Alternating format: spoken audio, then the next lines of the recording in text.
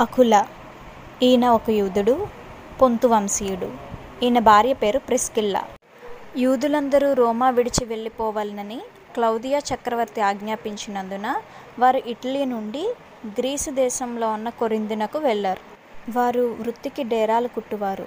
పౌలు అదే వృత్తి గలవాడు గనుక అతను కొరింథు వచ్చినప్పుడు వారితో కలిసి పనిచేస్తూ వారితో ఉండేవాడు. వీరు పౌలుతో పాటు ప్రతి విశ్రాంతి దినమున సమాజ మందిరంలో యూదులను గ్రీసు దేశస్థులను ఒప్పిస్తూ ఉండేవారు.